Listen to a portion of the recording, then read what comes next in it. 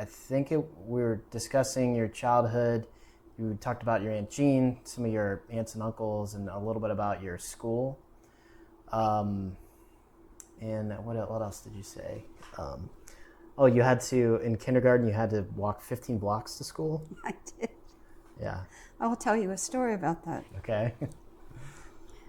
So my walk was 3 blocks on the side street, and then I had to walk 6 blocks on the main street, literally on Main Street. And of course it had sidewalks and that sort of thing. I had a crosswalk, a light where I was going to cross. But it also had a little store that sold funeral gravestones. And I had to walk past it every day. And I didn't think much of it, but one day I went to Catholic school. So I was walking to school one day and I was swinging my rosary. And it fell between 2 of the tombstones. So I was in kindergarten. I walked over and I went over to pick up my rosary because I knew if I lost it, my mother would be so upset. And I got stuck between the tombstones.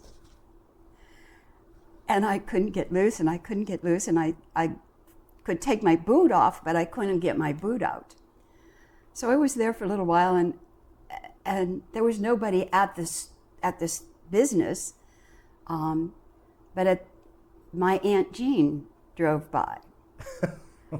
And she saw me, she stopped and rescued me and took me to school.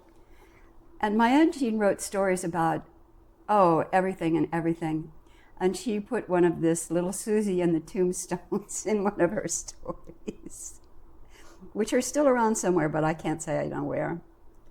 But anyway, mostly I got to school and back without any issues. And then in kindergarten, kindergarten is really cool. You get to do whatever you want, and we had to take naps, of course. But most of my teachers through the whole 8 years of that school were nuns. And most of the nuns were old school nuns. No sense of humor, no flexibility, nothing. They were just, you did what you were supposed to do and that was it. So... Even in kindergarten? Well, they gave us a little bit of leeway in kindergarten. And because I had been taught by my mother that you never argue with a nun, I just went through school trying my best to do exactly what they wanted me to do, and I could never get my work right. And I worked so hard and I could never get it right. And I was frustrated because I knew it, but I couldn't do it. And my mother was terrified. She thought, well, I remember the nun saying to my mother, well, Susan's a very bright little girl. She's a very sweet little girl, but she's not very bright. The nun said that? The nun said that to my mom. Yeah. Well, I thought, wait a minute, I know stuff. I just can't quite get it on paper. And it wasn't until I was in last year of high school, I think. Wow. That I discovered I was dyslexic. How was that discovered? There was some kind of a testing they did at the very end I think it was the end of our senior year. And I'd managed to figure some things out, but so often I would just be I just couldn't figure it out. And I always felt like my mother was right. I wasn't too bright. But then eventually somebody said, oh, look, this is your problem. And it was like the most liberating thing that had ever happened to me up to that point in my life. It gave me the incentive and the courage to go ahead and go to computer school in 1966. And the computer school was in Cleveland.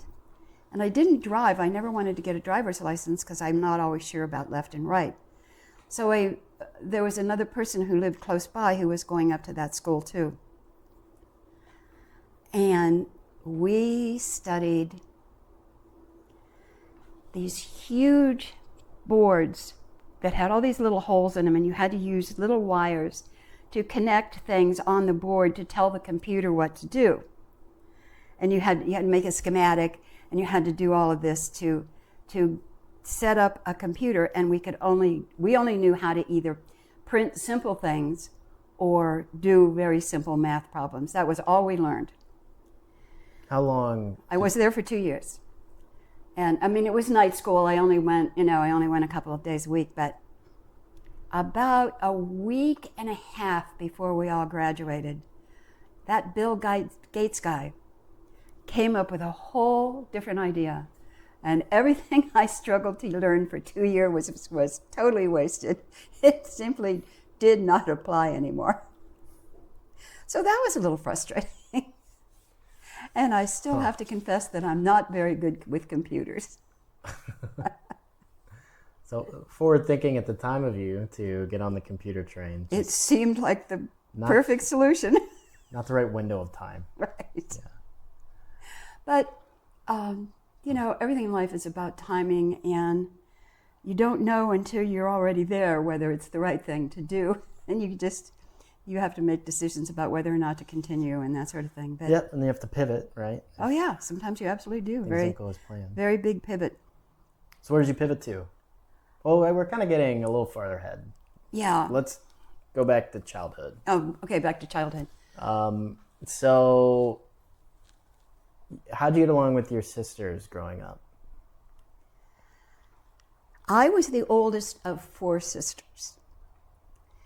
And we were fairly far apart. When I was 12, my youngest sister was 1, I think. Mm-hmm.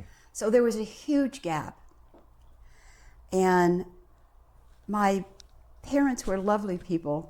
They were very active in all kinds of things. They did all kinds of interesting things. But my mother didn't particularly like being a mom. She didn't, to me, raising my children was the joy of my life. I loved every minute when my kids were little. But she always she always found the most annoying things about childhood. How old was she when she had you? I think she was out of business school. She had just gotten out of business school. My dad had just gotten back from the war, right. And they got married right away. Right. And their plan was, of course, that she would work for some years, and they would have a nice little nest egg before they had their first child. Well, that didn't work out. I was born just less than 10 months after they were married. But she was, 22, 23? She was probably 22 at that time. Yeah. And I think that it took what would have been a joy in having a child away, because my dad was working and he was going to law school at night. Yeah. And they just didn't have a penny. And had they been able to follow through with their plan, they would have been much better off. So they struggled for a long time. It took a long time to recover from that. Eventually, of course, they did quite well, and my dad became a judge. My mother worked for the county. They were quite comfortable. They were able to buy a little cottage, sell their big house, and live out on a lake after a while. I remember things, I think probably because our early childhood was so difficult, my sisters and I didn't get along very well, because it felt like we were always in competition. Competition for what? Either for, who got the prettiest dress, who got to have new shoes to go to school this year, So, what's an example of? You said that because the early years weren't that great, right? What's an example? Can you give an example of that? And then an example of something good. Okay. One of the situations that I don't think my kids know a lot about was that for many years my father was an alcoholic, and that complicated things a lot. But he did manage to finish law school, and he got a job in the prosecutors as an aide. Mm-hmm. So he had made very, very little money, and of course he was spending way too much. So we did struggle with money for a long time, but it wasn't. We never went hungry. We always had shoes, maybe not the best shoes, but we always had shoes. Mm. And it would just, but you could tell that the atmosphere in the house was that they were concerned. They were worried for a long, long time. And then he got a better job. He stopped drinking completely when I was 12. And my youngest sister was, I don't even think she was born yet at that point in time. Do you know if there was an event that He never would say. Okay. I asked him, I think the thing that happened was, if you enter AA, you have to have a sponsor. And my dad's sponsor was a man named Alex. And Alex was a wonderful man. We all met him. And I think that was Alex who literally rescued my dad. I don't know what the connection was. But Alex, and he was much older than my father. Alex was suddenly a part of our family. My dad stopped drinking. My mother was less harassed all the time. And suddenly our lives evened out. Yeah. And so for many years, until he was a judge, it's not like we ever had a lot of money, but we always had enough money. And we had a nice little house out on we called it the country. It was like 12 miles from town or something. And we had a little creek in our backyard. And you're in the woods, or? Oh yeah, in this big old woods. Oh yeah? How many acres? I have no idea. I mean, the woods went on cool. Much farther than we were allowed to go. The closest house on that side of us was probably a half a mile away. So really private. That's nice. Yeah. So we had this little stream in our backyard, and we found out as we got older that if we walked farther down the stream, there was a place where there was like a big area where we could swim. Mm-hmm. So we had our own personal little swimming place, which was very nice, and we enjoyed that a lot. We used to catch crayfish for no particular reason except that we could, and we'd take 2 used cans and we'd go out and we'd catch the crayfish. And we told our dad once, for they were having some kind of a family picnic, so we took some crayfish and we put them in a pan for him and cooked them for us because we wanted him to have some fresh seafood. And some local seafood from he Ravenna. Was really sweet about it. He pretended to eat it, and he talked about how wonderful it was. He could be so funny sometimes. But his job was very, very hard. And he dealt with, of course, the worst of people, and had to spend time sending them to jail. And I remember the first time one of the people that he had prosecuted ended up having to, he was sentenced to death. And my father was very upset about that. He did not really believe it. Well, he's the one who sentenced him. Yeah, he had to. So he had to declare. Ian. Was he forced to make that sentence? I can't begin to tell you the details. I just know that he was the one who had to do it, and it was really very hard for him. And he felt he was very I wouldn't say not compromised. I don't mean that. Conflicted about doing it. I think maybe eventually the guy was reprieved, but I can't say that for sure. But it was just interesting that our social life as kids was either the people from AA, because they would get together. They would have the meetings at some little church somewhere, and all the kids went upstairs while the parents were downstairs. So I knew a lot of the AA kids, and they were mostly the friends I had for a whole lot of years. Yeah. Because we all shared the same experiences in one way or another. And we all understood that, with this program that our parents were in, our lives have gotten much, much better. So it was just one of those things that when you're in the middle of it, you don't think about how remarkable it is.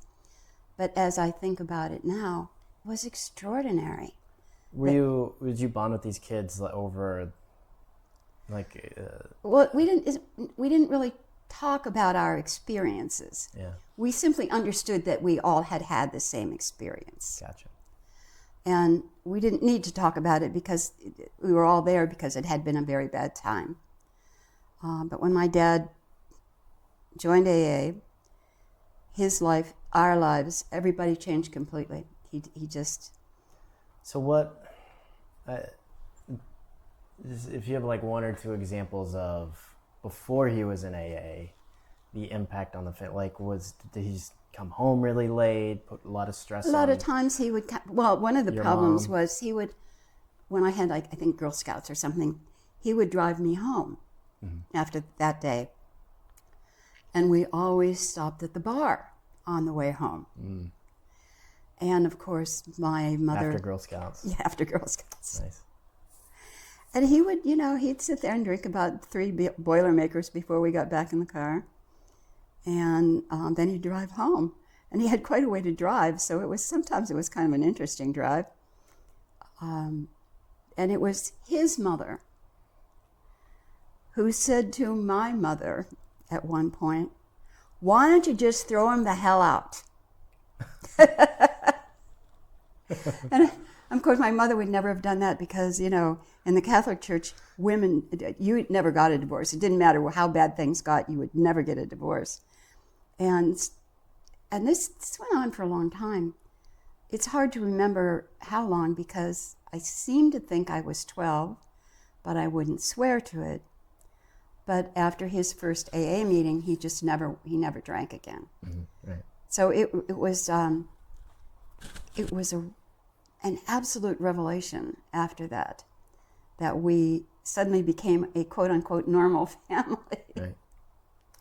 So a question then about your mom's parents and your dad's parents. What can you tell us about them? Because I know very little. I know. My mother's parents were second generation, and their parents had come from Germany on both sides. Okay. They were... My poor mom really never had a good time. She always was more concerned about what might happen, or this possible thing, or this bad thing happened and nothing is going to make it better. And so we grew up with, I would guess that probably now she would be on some medication for depression. Mm. But she just... Anxiety. Yeah, anxiety. And depression. And she seemed never to enjoy anything, which was just, it was so hard to watch because there were many things to enjoy. I mean, life can be very wonderful and you have to be open to that. So she just was often a little bit behind. And then after we had all moved out, and my grandmother had been living with us, her mother had been living with us forever, and Grandma died. And after that, my mother changed completely. She became kind of funny, and she became so much lighter. After she was relieved of all that burden, she could... What was the burden? Taking care of Grandma. Oh, okay. Because she lived with us, and she... I see. That she had... How long did she live with you? Like when you were... It seemed like forever. I bet it was 10 years. Okay. And how old were you when she died? Oh, when she died, I was probably 18, maybe 19. I can't remember for sure. Okay. So what level of care did she need? Oh, my mother was convinced that she could do it and raise 4 kids and run a household. Did she have a job at the county And then? she did have a job at the county. I can't remember how that all worked. I think she probably got the job at the county after my grandmother died. Okay. Because I couldn't have been otherwise.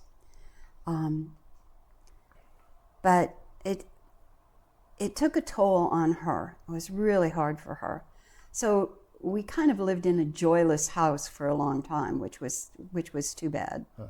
Good. All right. Okay, so we're still on the same topic. Yeah. It didn't. So you were just saying joyless household. Until after, this is awful, but after Grandma passed away, things got better. And we got, that reached a point after a while where my mother started getting, she would be funny. And she'd never been funny. Yeah. She'd always been grim and solemn because Grandma was grim and solemn. And she loosened up all of a sudden. It was really nice. And it was the time my father had also purchased a 27-foot Chris-Craft boat that was probably like 50 years old. A wooden boat, huh? Oh, yeah. And so we started going up to Lake Erie on the weekends. Now, it's an old boat. So 50 years old in 1960. So that's a boat from like 1910. I don't know. It was we went to Canada a couple times in the damn thing. So, but it was like you go to these fancy places where you moor their boat, and everybody's got these 47, 50 feet long boats, and ours is like a tugboat. But he loved it, and we went up every weekend. And of course we had to, my mother, bless her heart, she didn't want to stop and go shopping. So we would have to pack the car with all the food for the weekend. Yeah. And we'd have to use a couple of coolers. And our boat was at the end of this huge, long pier. Yeah. So we had to tote our food back and forth up and down the pier for what seemed like hours just to get on the boat. Right. To get there to say, oh, good, we can sit down now on our boat. Right. At that time, my dad was friends with we called him, he was a doctor, but we just called him Doc because, you don't call him by the real name, by the first name. And Doc was also in AA with my dad. And Doc had this huge boat. I think his boat was like 40 feet long. It was twice as big as ours. Yeah. And one day, Doc and my dad decided that they would go across Lake Erie to someplace up in Canada. In your dad's boat? Well, we went in my dad's boat, and he went in their boat. Yeah, that's insane. I know. That was every kind of crazy there was. And not only did we do it once, we did it twice. That is absolutely insane. But the second time, though, he had a different boat. He had a bigger boat. It was actually looked like a real boat. It didn't look like a steamboat. And it was a very nice time. We went up and just, oh wow, Canada. Well, we didn't go into any of the cities. We just kind of went into the kind of wilderness areas and that sort of thing where it was not much to do, but it was a beautiful country. And I don't think either of the men traveled. I don't think they did a very good job of planning the trips. It's like Mishka's being friendly with me. I know. She's getting a little better. She's going to just force interact. She's actually being pretty sweet. She can be. Maybe she just needed some forced interaction. Probably. We're talking about the cat, the antisocial cat, who never shows her face to anyone, who is currently over there letting Christian pet her on the face, and she's not running away. An extraordinary event in the life of Mishka. In my life, this is unprecedented. Oh, she's really nice. She is a sweet little thing when she chooses to Maybe be. she'll sit on my lap. I don't think she'll go that far. She will. If you were sitting over there, she might sit down next to you. But in this chairs, no, she won't do it. Oh, I thought she was. Maybe. Come on, girly. She just wants pets. Okay. She really wants them. Okay, so what about your grandpa? Oh boy, the grandpas. My father's mother was named Dorothy, and she was very, very, very social. Well, hold on.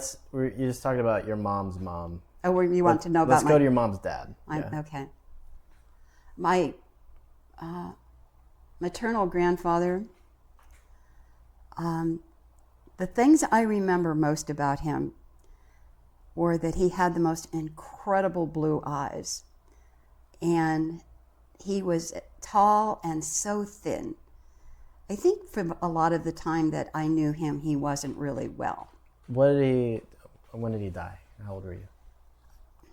I can't remember. I was fairly young when he died. Okay. And it was before that the grandmother came to live with us. But Grandpa would, for reasons I can't begin to explain, he loved to have a fish fry on Friday afternoons. So he would drive up someplace on Lake Erie and get a whole bucket of these bluegills, I guess, and bring them back home, and then he'd set up a fish fry. He'd do the fishing? No, he just bought them. Oh, okay. And then he started taking my uncle, the youngest of his children, and my uncle's like 4 years older than I am. And then... Wait, your uncle's 4 years older than you? Yeah. Oh, okay. Yeah. Then several times I got to go too. And we'd sit in this old truck and go up and go. How long is the drive? Is it a long drive? Oh, in that truck, it was a very long drive. Well, yeah, probably, yeah, there was just one bench seat, right? Yeah. For all three of you? Okay. It was a little scary sometimes, but, and then he'd get this big old bucket of fish, and then he'd bring them home and he'd clean them, and we had bluegill. Yeah. And they were delicious, but I thought, it seems to me a lot of work for a couple of fish. But it made him happy, so whatever. It was bonding. We were bonding. And my mother's mother she was very serious all of the time. Were they really religious? Catholic? My grandmother was very much Catholic, yes. Yeah. My grandfather was indifferent. Okay, yeah. But she just didn't... She grew up on a farm with two people who were very poor and who did not socialize very much. And obviously she went to school, but I'm not sure that she finished high school. I think she did not. So these are the German immigrants. Yeah, these are the German immigrants. So do you know anything about them? Very, very little. She never talked about them. So they were farmers? Yeah, they were farmers. Okay. I met them once or twice, but not... Oh, you met them? Yeah, but I think... Did they speak much English? They could speak English, but I think they were probably in their late 80s when I met them. And we only went a couple of times, and then they were gone. On their farm? I think they were living in some little cottage at that point. Okay. And I don't know the circumstances of that. I have no idea. But I remember they had a well, and we had to pump water into the kitchen. Oh, like a yeah. Like a hand pump, yeah. And they did have electricity, sort of. And I'm quite sure that they still had an outhouse in the backyard, although they did now have a flushable toilet. Do you know anything about where they're from in Germany? I have no idea. What were their names? Oh, God. I'll have to get back to you on that one. What was your... I think it was Marguerite and Hubert. Hubert and Marguerite. Well, not Martin, right?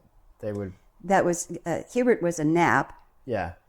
And I don't know what her maiden name had been. Okay. And what is your grandpa's name? My grandparents are Dorothy. Dorothy was my dad's mom.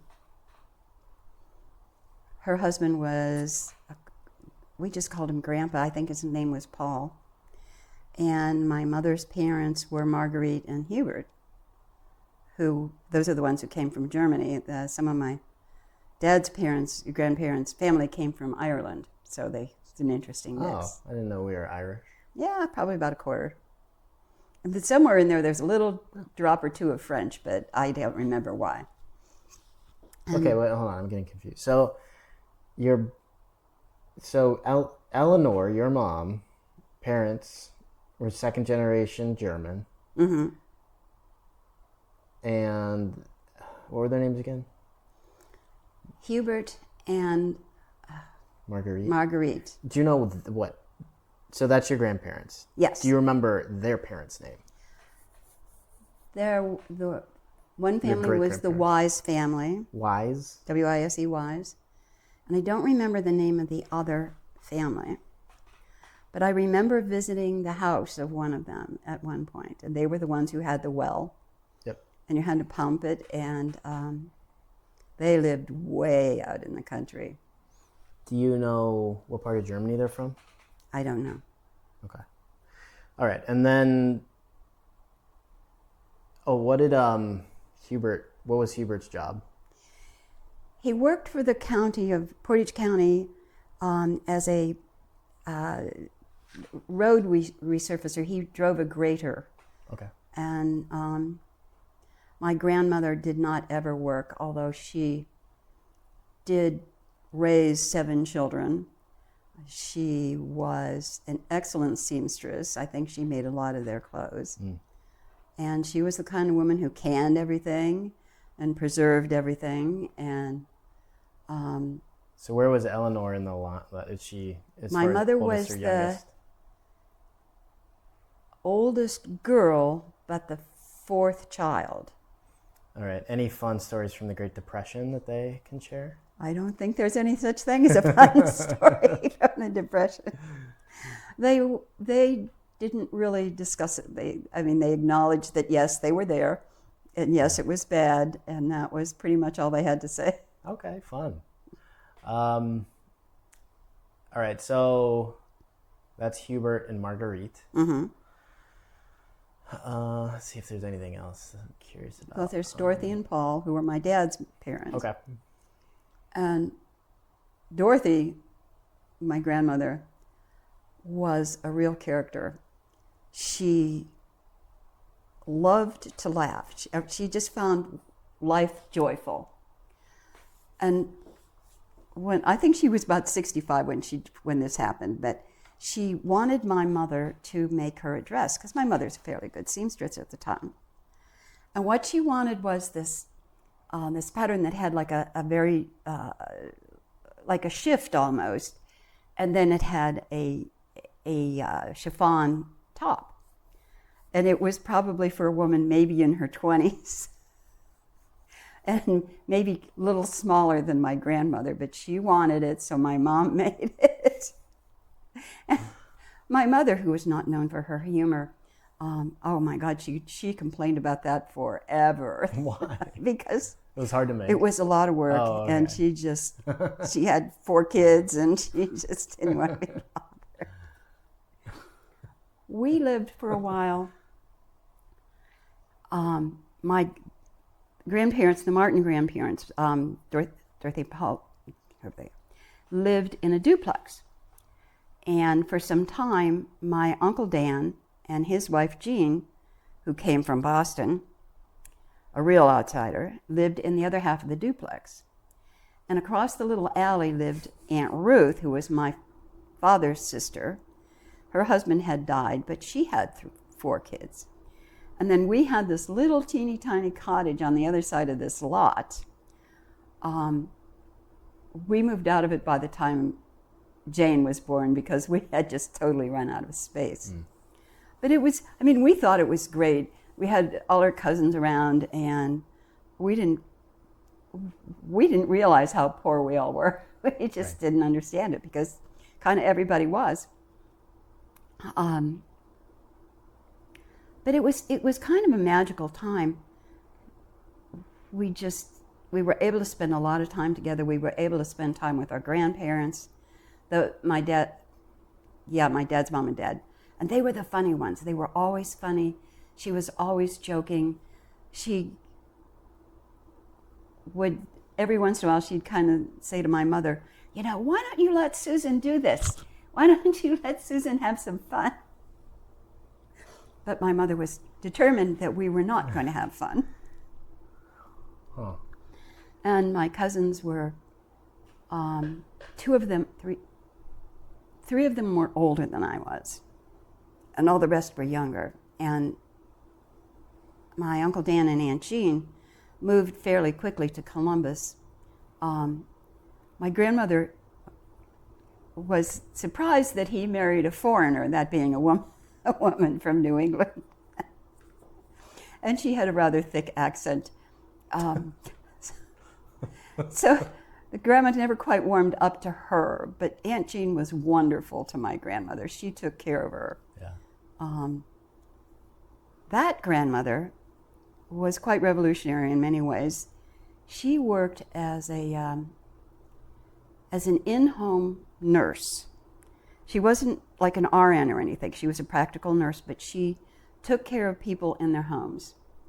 And she had several clients over the period that I can remember, where she would work for these families for 5 or 6 years each until the person they were taking care of died.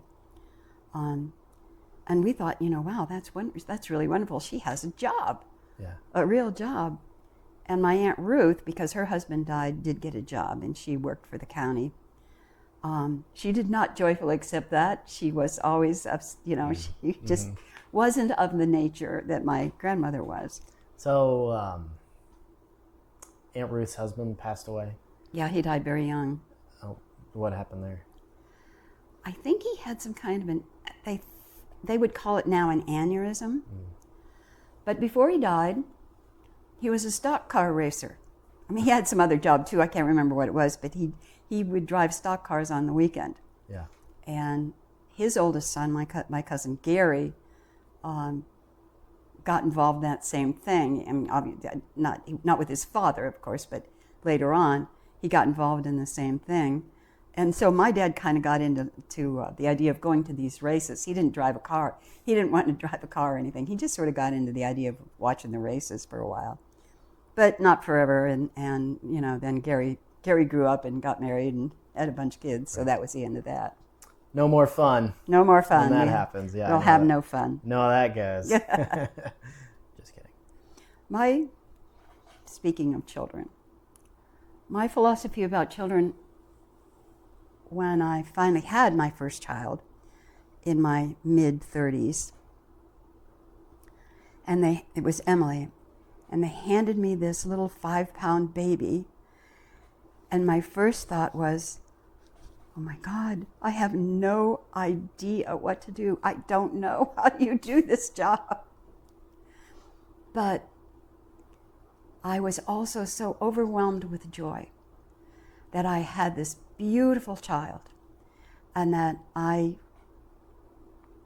she was mine for that time until she was her own person. And I never really expected that this would happen. So when Claire was born, I was more prepared, and Emily, by the way, survived. She did quite well eventually. And then when Claire came along, I at least had an idea what I was supposed to do. And Claire was always, and still remains, one step ahead of me.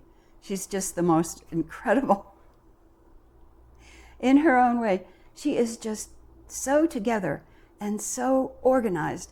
And I look at her still and marvel that she can balance 15 balls in the air and she's fine and never drops one of them. So raising her was like she was teaching me most of the time. And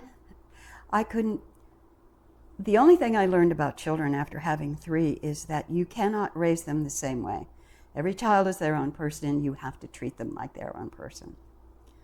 And when Christian came along, I was in a point at my life where money was no longer an issue of any kind. Everything was stable. And now I have this beautiful little child. Well, it was a surprise. Well, if you I were all recall. surprises, actually. Well, what? But yes, you were surprised. Oh. But they handed him to me, and of course, I was smitten from the second I saw him. He was tiny, but he was active all the time, just always busy for the longest time. Oh, one thing about Emily, and this is really amazing because she was just barely 6 pounds, and she was able to lift her head up in the nursery in the hospital. And no one could believe it, but she did it, and she did it consistently, which was really a surprise. But That is impressive. I think that Was she premature at all? she was pretty early. She was Okay. about Yeah, 8. 6 pounds is She pretty was light. about, I think she was about 7 weeks early. Okay. Yeah, and you were not, well, because Emily was born by C-section, and they did it hurriedly, so I didn't have that nice little scar. I had the big scar. So you two were also delivered by C-section, Right. which was, I didn't get to have the fun of having labor. So I feel like I've maybe missed something, but maybe I'm not that sad about it. Yeah. The playpens that we used were, and not just me, but they were just the style. They were these huge wooden cages, and they were up off the floor by, maybe 6 inches. And they had, the panels of the floor would lift up to the side so that you could close up the playpen and store it. They were very sturdy, but they were very, very big and awkward. So when I went in to find Emily, and she was gone, I was in an absolute panic. I just could not imagine what had happened to her. She'd rolled under the playpen, and I couldn't see her because the floor was wooden and it had a pad on it. And she wasn't making any noise. She was just doing whatever it was she was doing. And I was so relieved. Did this trigger your neuroses or Probably like was on. reinforce it? All of it. I think, I don't know. Maybe there are people who are smarter than I am. But every time I held the child, whichever child it was, I just, as I say, was in awe of the children, and I looked at the responsibility and thought, I didn't think I was up to it. How do you raise a child? What do you do? What do you say? How does it go? But I think I must have done something right, because they are absolutely wonderful human beings. I couldn't be prouder of any of them. But that doesn't change the fact that having them in the first place kind of scared the hell out of me. All right. Let's go back in time All right, how far back would you like to go? a bit Okay. from when we were born. Because we were talking about, what were we talking about? Talking about Dorothy. So let's, you were talking about Dorothy and Paul, and your time in the cottage, living near the cousins. Right. And that Dorothy and Paul owned the cottage. The grandparents owned the cottage. You had That a we lot lived of in. cousins. I think there are, altogether, I think there are 15. So all living in the same area, right? That sounds fun. Not so much anymore. Well, I mean, at that time. But when we grew up, yeah, I mean, a family gathering was like, there would be 50 people. Yeah. Okay, so, all right, so we talked about the grandparents. Let's, actually, so Dorothy and Paul's parents from Ireland, right? Is that right? Yes. I don't believe I ever met them. Do you know anything about them? Nothing. What did you tell me this, Paul, what did Paul do? He worked for the county of Portage County, and I don't remember exactly what he did. The other grandpa drove one of those big machines, but I don't quite remember. I don't know if I ever actually knew what he did, and he died fairly young. Okay. How old were you when Dorothy passed? She lived to be about 80, I think. So I would have been maybe in my mid to late 20s. Okay. Maybe a little older than that. Do you have a Dorothy and Paul story? Not directly. So next door to Dorothy and Paul, aside from all of us in the neighborhood, in our neighborhood, there was a family, a couple who lived next door to this. And their last name was Schaefer, and we called them Grandma and Grandpa also. And at that time, I believe they were in their 80s. They were ancient. Jeez. But they had a whole bunch of crab apple. Well, I was 5. They were ancient. Okay, that's fair. They had these crab apple trees in their backyard. And we, of course, those of us who were old enough, my cousin Beth, my cousin Gary, who were Aunt Ruth's kids, and we were the oldest, we would go over there and like we were stealing apples, you know, Yeah, like these they really horrible crab Yeah. apples. But we went over and stole the apples. So exciting for It was. yeah. It really was. And then, you know, we'd give them, we would take them home to our collective mothers and say, here, let's make a pie. Worm pie. Worm pie. Sure, they love that. Oh, my mother was a lovely woman, but she didn't always have that much of a sense of humor. Just threw them in the garbage in front of you. I remember once my mother was in the hospital. She had delivered one of my sisters, probably Anne, who was my sister next in line. And I had decided that, you know, Mom was coming home right away, the day after. And I decided I was going to wash the floor, the kitchen floor. So I had a Helpful. mom. Helpful. Oh, yeah. Yeah. Oh, absolutely. I'm going to do this for my mom. This will really make her happy. My Aunt Ruth walked in the door, and I had sloshed water all over everything, and it was just absolute chaos. Aunt Ruth had no sense of humor. So she was fairly annoyed with me, and she cleaned everything up. She couldn't see or couldn't hear that I was really trying to help. Yeah. I'm And I sure felt- that was painful. So I felt so badly because I really thought I was helping. Yeah. Family is an interesting thing, I think. Sometimes you can look at your family members individually and, you know, you're drawn to some of them and maybe possibly repelled by others, or certainly not drawn to them. But they're all family. And when you get together, as we used to, because my mother always did this, she planned these huge dinners for everybody. Well, we lived out in a place where we had plenty of backyard space, so we could set up tables and we could have 30 people in the backyard for a picnic. But they're the first people you meet in your lives for the most part.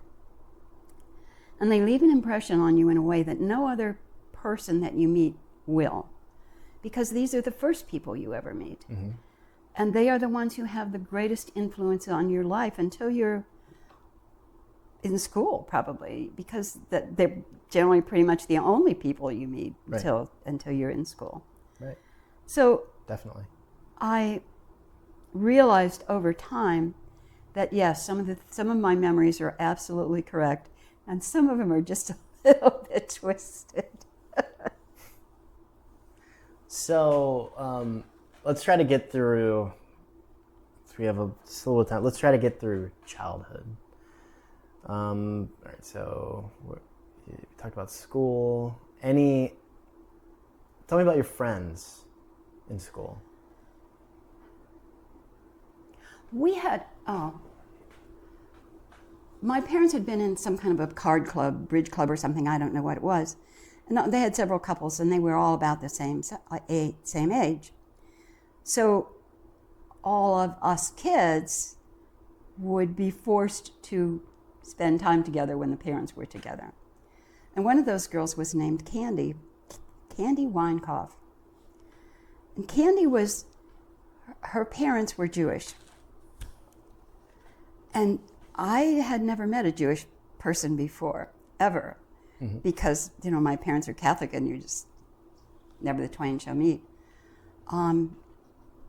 So Candy would have these celebrations, and she invited me to, and she was a member of the Rainbow Girls, What is the Rainbow Girls? It was some Masonic group for girls. I don't remember what it was exactly. I've never heard of that. I think they stopped doing it years ago, but it was associated with the Masonic Temple, and I told my mom that Candy asked me to join the Rainbow Girls, and oh my God, my mother you can't do that. Isn't the Masonic Temple agnostic technically? Well, yeah. It's so. I wonder what her big gripe was. It wasn't Catholic. I mean, Well, it's like it's a non-religious organization, right? it didn't matter. Okay. It didn't All matter. right. Okay. Well, that's too bad. I might have hated it, but I never had the chance to find out. Now you'll never know. When we lived for a long time in this little neighborhood with my aunts and uncles and Mr. and Mrs. Schaefer. And then my dad bought a little house way out, 10 miles out of town. And it was a very little house. And it had a coal furnace. Because he was just getting on his feet. He'd gotten out of law school. Yeah. He's now the associate prosecutor.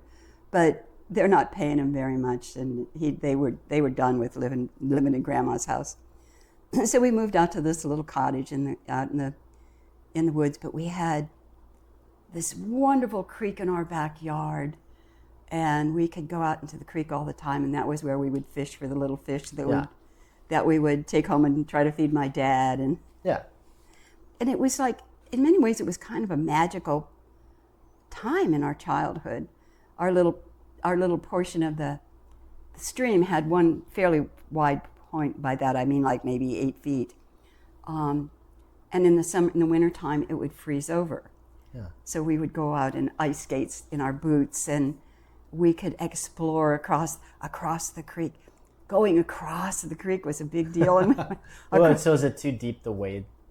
Like, well, how deep was it? Well, that part of it was too deep to wade through. Oh, okay. So we could have waded through that too, but for the most part, okay. It was so getting across was not something. It was. Okay. It was up to the ankles for the most part. Yeah. But my mother couldn't see us when we were across the creek. Gotcha. And we found out that if we followed the creek long enough, we could actually end up in. There was another house down there, and it turned out to be somebody that.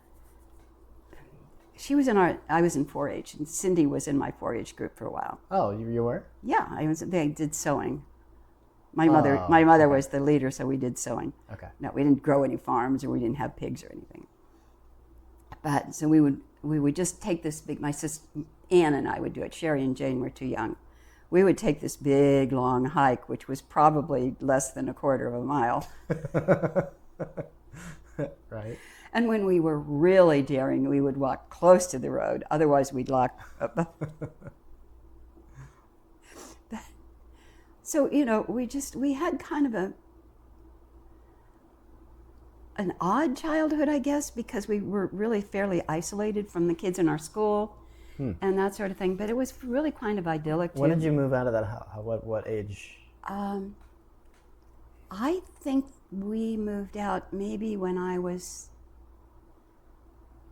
didn't go to junior high. I mean, I just went through 8th grade. And then, so I think it was maybe the first year I was in high school. Maybe the second year I was in high school. Okay. So I asked you about your friends. Oh. You didn't, did you not really have many friends? I had more like high school age? I always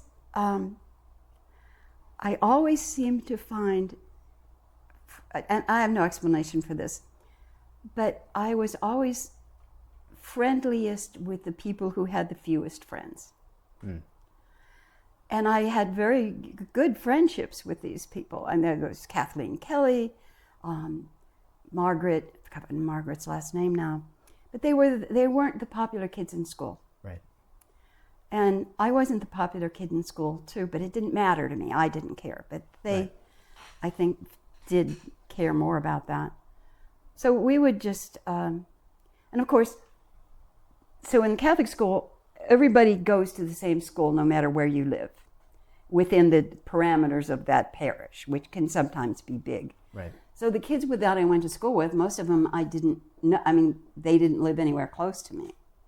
So it was always we had to make arrangements somehow to get to each other's houses because we were little. But I found that the girls who were, the cheerleader girls and all those girls, they were just not I just didn't understand what motivated them. And I still don't, but, I was... Do you, were you involved in any clubs or anything? Well, there was 4-H. Right. We were involved in that. Not really established. I mean, my friends and we just kind of did our own. Like what? What are some of the things you would do? Well, the people who lived across the street from us, and we lived out in the country, had a pony. So once in a while, we all got to ride the pony. Okay. And Cindy, the girl who lived at the top of the hill, I think they were the ones who raised chickens. Mm-hmm. And of course, my mother had a few chickens too. She kept hers in a cage. The other ones were loose. And then one day, she and my grandmother went out and they killed one of the chickens. And it was like this horrible thing. They killed a chicken. Just to cook it? And they were and they forced us to eat it. 4-H. It seems so horrible.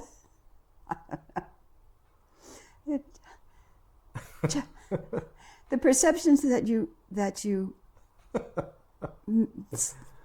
have during childhood obviously have to change a lot as you grow older. I guess so. I mean, that would be traumatic. Some of them not understanding that this is a pet that will eventually be like in a child's mind, like this is a pet. This is our pet. Yeah, we kept him in a little big. Not like mom is eventually going to. Well, it was just the fact that they went out there with his axe and just chopped its head off. Did they warn you? I think that I think I saw them with the axe, and I wondered what they were up to. And so I watched. Oh my God. Well, I mean, I didn't mean to. I didn't. Well, I know that I'm just shocked they didn't like warn you. Hey, Susan. Yeah, don't come out here. We're going to kill your chicken. Or like we're gonna. Yeah.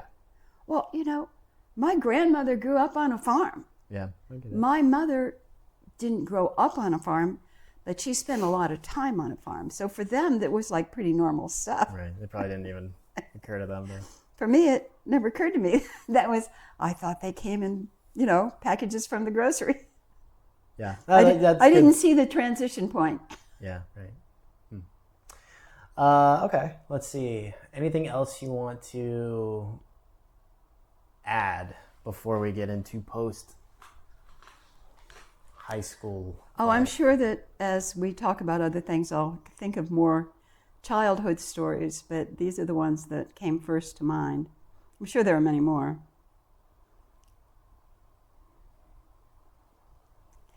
We used to have these big family picnics in the backyard, and good Lord, my poor mother would cook and cook and cook. My mother never found the joy in things. Everything was harder for her, and I never understood that. I mean, I saw what was going on, but I just didn't understand, because for me, I mean, so many things are just. I try to always find the fun in things. Right. Sometimes it's a stretch, but usually there's something fun or funny about stuff. And she just she never saw that. And I always, as I got older and I realized that, I felt so sorry for her. I just thought how sad it must be to just be sad all the time. Isn't it interesting how your perspectives change? Oh, absolutely. Absolutely. As you get older and have new experiences. Yeah. What do you remember most about your childhood? About my childhood? I mean, that's part of my history too. What I remember most? I mean, that's a big question. All right. What's the first thing that pops into your mind? Well, what I've been thinking about is, because you've been talking about, the creek where you guys grew up on, is, I think the most fun I had in like the neighborhood setting was on Brookline, because it was just such a cool street. I don't remember the street we lived on before, on, what was the name of that road? Salem? Or I can't. It was way out somewhere. I can't so remember. there was another house that we had, but I don't remember that. So I do remember Brookline, and there was some kids I played with. So there was Jonathan Ruan, Carrie Cunningham, and Amanda. Oh yeah, good old Amanda. But Carrie's house had a creek in the backyard, and we would do the same things. We'd catch crawfish, and we'd play with worms. And I just feel like I roamed the neighborhood, and I was always in like people's backyards. Like, think about it now. Like, if I saw a random kid in my backyard, I'd be like, well, you have to remember too that we all knew each other. Yeah. Parents all knew each other, and they knew who you were. right.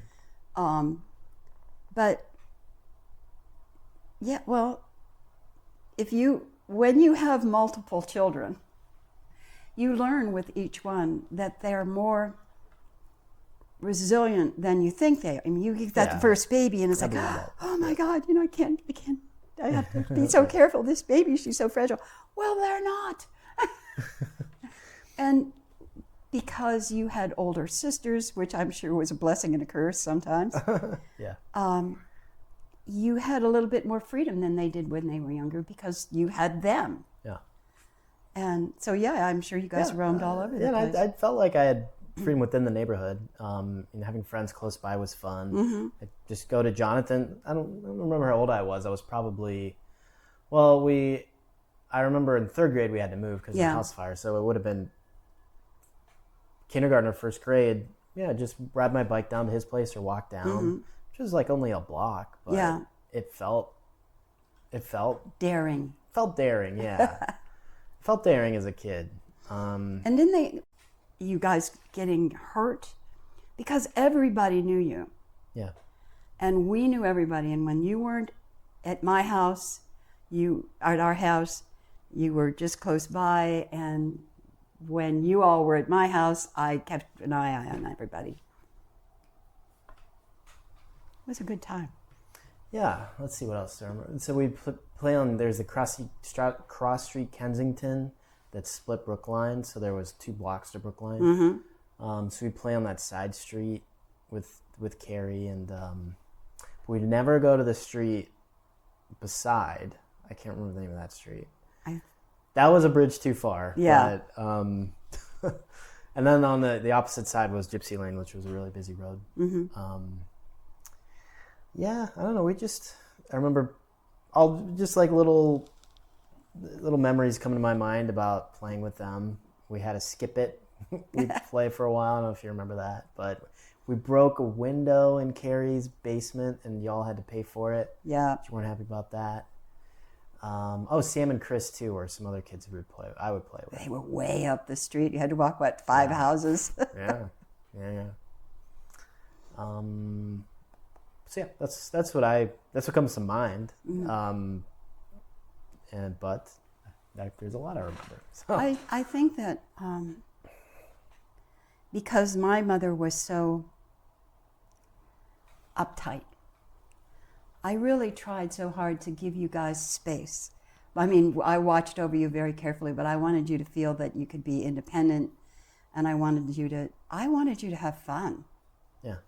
And I remember things like we were flying kites for a while, which was never a good idea for us, but we tried it. Yeah. Do you remember picking berries? Yeah, I remember doing that. Right on the golf course there. Those bushes we're growing blackberry bushes now. Oh, they were wild. They were absolutely wild, totally unproductive berries. Yeah, well, because I'm thinking, like, how big are these bushes going to get? And I remember picking bushes and them seeing just huge. So, were they big? They were huge. Okay, all right. So I am remembering I'm remembering accurately. Yes. That's good to know. Yeah, I remember that. Good. That was fun. I don't think we did that often, but Well, no, really, because we had to go walk along the path by that fairly busy road, yeah. and then you get there, and the bushes are so huge, and the jaggers are like half Very an inch thorny, long. yeah. I remember that too. So it seemed like a fun adventure, maybe once or twice, but that was enough. Yeah, I remember chasing down lightning bugs. Oh yeah, we used to get tons of lightning bugs. Yeah, that was pretty cool. Have you seen a lightning bug lately? I haven't seen one in years. Well, we get them. Do we get them in our yard? Occasionally, but not that many. Megan's saying that they're kind of dying out. I think they are. I think what a tragedy. But when I was driving back from Youngstown a couple weeks ago, it was dusk, and I was passing these big farm fields, and there was just flashes all over the place. Oh, it's good to know they're still in the world. So I think there's evidence that they're going away. I don't know why. It's a shame. Yeah, like we'll rarely see them in our yard. I know. Well, insecticides. Everybody puts fertilizer down, and then they spray their plants, and that kills them off. Yeah. Too bad. All right, seems like a good place to end things. All right. Thank you.